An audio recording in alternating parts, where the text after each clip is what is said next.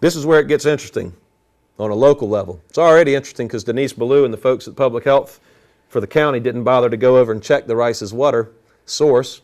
They would have, that in and of itself would have eliminated all 11 years that are referenced in the state of North Carolina's public health cancer screening. I'd say they have a bit of a liability issue on that.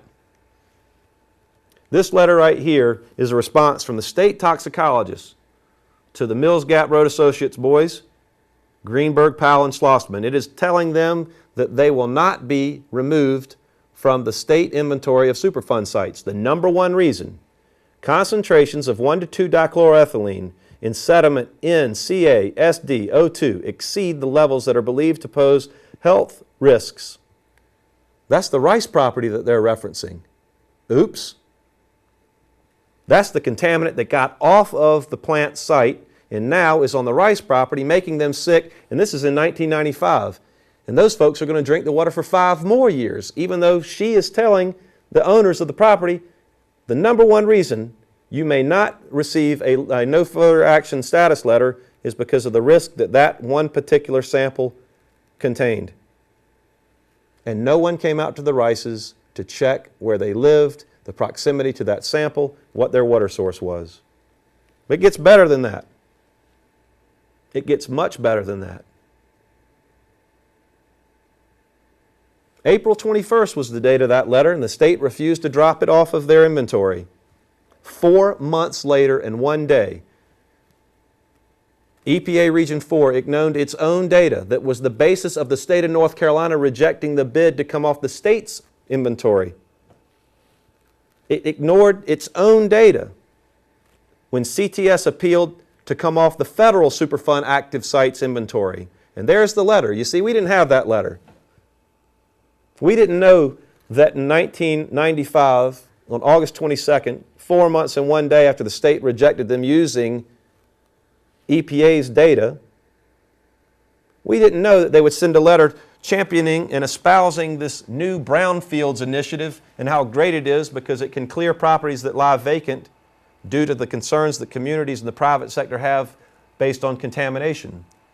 We didn't know that they had sent this letter saying that sites like this, if they are shown to be clean or require no remedial action, can go into pilot programs and grants can be given to municipalities for economic revitalization. We didn't know that the state had blocked the locals and that the federal government gave the company the green light.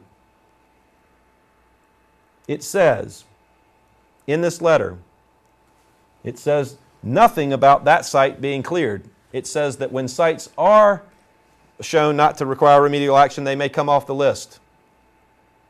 The letter says, this is to notify you that EPA has removed your facility from EPA's computer inventory known as CERCLAS.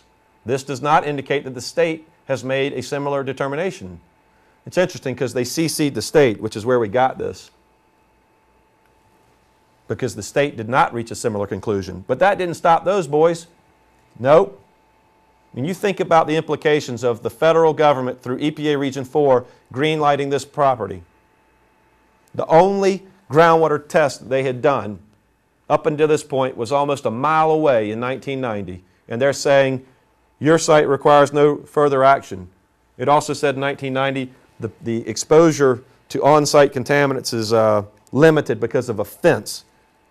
We know that that was a quote-unquote unique recreational opportunity for area youth because the fence was not maintained.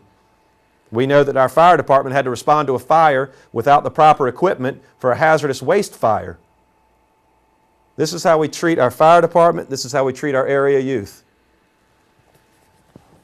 Now, not to be denied, Mills Gap Road Associates partnered up with Richard Green of Biltmore Group.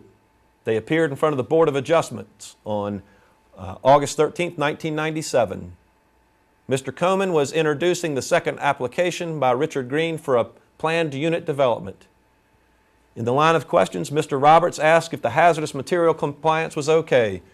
Mr. Green said, the state has issued a no action letter. That is absolutely not true. I asked the head of North Carolina Division of Waste Management for NCDENR, Dexter Matthews, did you ever issue that letter The answer is no. He then said there was a slight level of TCE below the old factory, so they're acknowledging that it's on the factory, under the factory. Of course they would. They had 53,000 parts per billion in 1987. Mr. Greenberg said there was also a no action letter issued by the federal government. That part's true. What's also true is Jim Coman, Mr. Roberts, Mr. Falble, Mr. Dammert, none of them bothered to ask to see the letters. All they had to do was make the request permissible after receiving or contingent on receiving these letters. They never got the letters, but the guys got to develop the property anyway. Again, why didn't Jim Coman ask to see those letters? Why didn't any other board members ask to see those letters? Why didn't they make that contingent upon receiving the letters? Mills Gap Road Associates never received a letter from NCDENR. Mr. Coman, he said in 2007 in Rebecca Bowe's piece, I was not aware of any contamination at the site at all. That's weird, because he was the one that introduced Mr. Green, and Mr. Roberts is the one that brought up hazardous waste. It's hard to make that claim, Mr. Coman.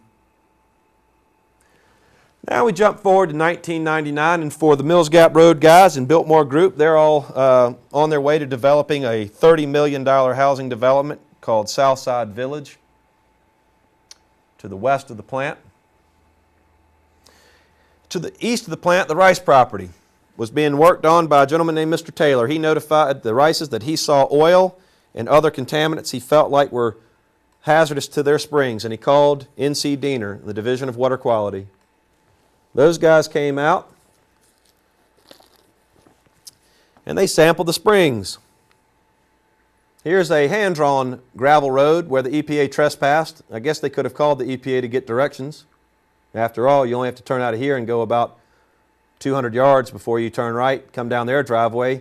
This is approximately where the small ditch with the oil sheen was from 1990. Trichloroethylene in the old springs that they used to use was 15,000 parts per billion. That is 3,000 times higher than the state of North Carolina's limit. 7,000 times over the state of North Carolina in the springs that they were drinking. One knock at the door in 1990 could have saved the Rices up to 9.5 years of exposure, more exposure. My question is, why didn't Max Hayner, who was on site, Landon Davidson and Chu Chi, why didn't they ask the Robinsons to test the water at the tap? They only tested the springs. If they were interested in the Rice's health, why didn't they go in the house, test their tap where the water was coming into their house? This gives you a built-in line of defense, because you can always say, well, we didn't really know how bad it was. In fact, the state of North Carolina's public health used that same line of defense at T.C. Robertson High School when they released their study, which isn't a study, it's an opinion, and a terrible one at that.